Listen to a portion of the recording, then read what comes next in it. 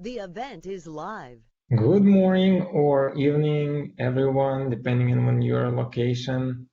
I'm really excited to welcome all of you to the very first Scaling Continuous Delivery event in a series of events that we hope is going to continue featuring the topics related to best practices of scaling continuous delivery.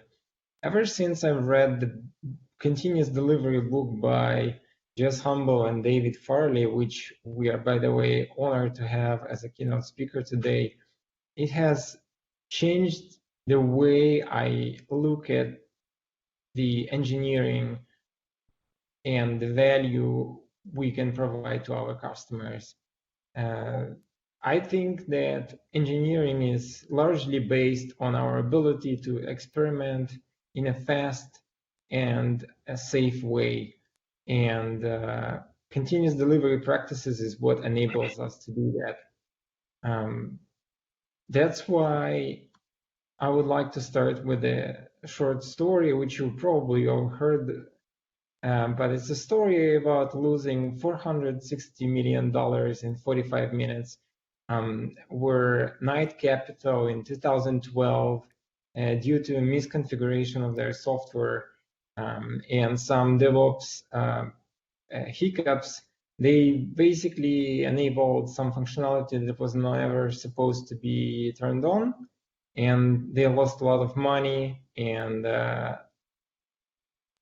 prompted them to realize the value of good engineering practices.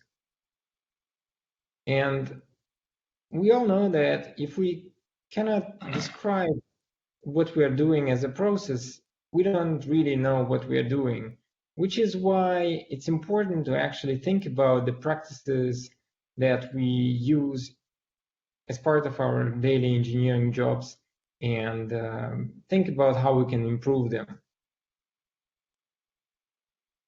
One of such practices is DevOps, and DevOps can be a different thing depending on how we look at it.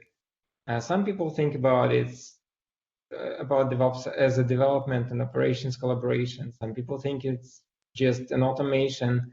Some people think it's for small deployments. Some people think it's just like Kanban, but for ops. So there are different ways to look at it.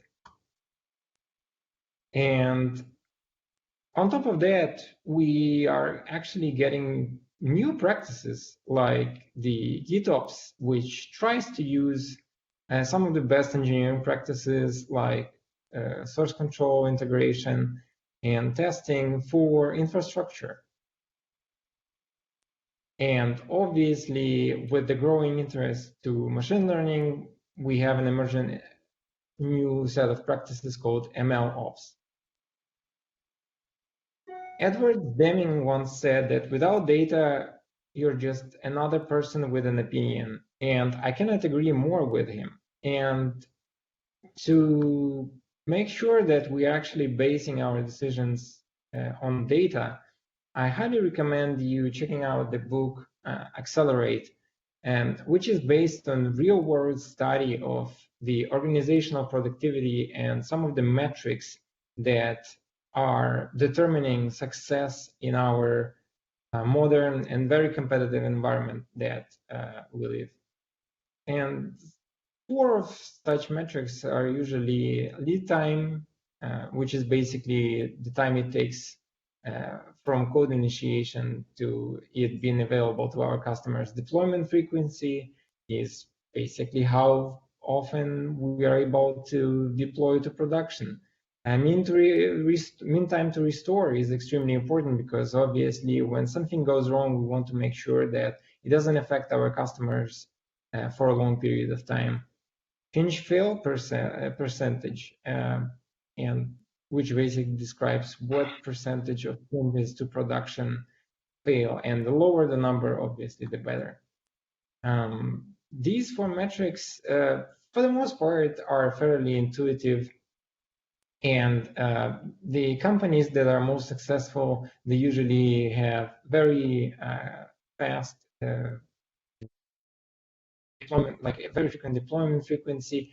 They usually have very small lead time for changes, mean time recovery, and change failure rate, which is interesting because most of the times we have to trade one of the metrics for the other ones.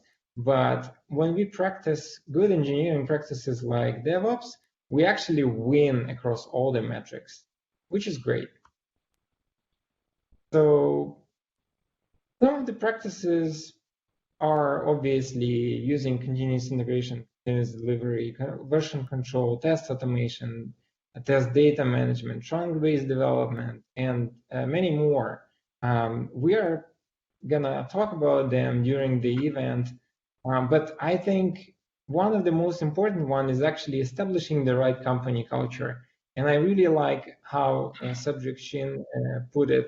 In a healthy culture, the right metrics become drivers for positive change. In a toxic culture, metrics become tools for control. It is important to work on culture first before working on process changes. I cannot agree more with this statement, and I believe that that's the reason why it's useful to build the community around these practices, discuss them, and make sure that we are all aligned in terms of recognizing the value of being honest about our practices, about our opinions, help each other grow and practice what works best for everyone.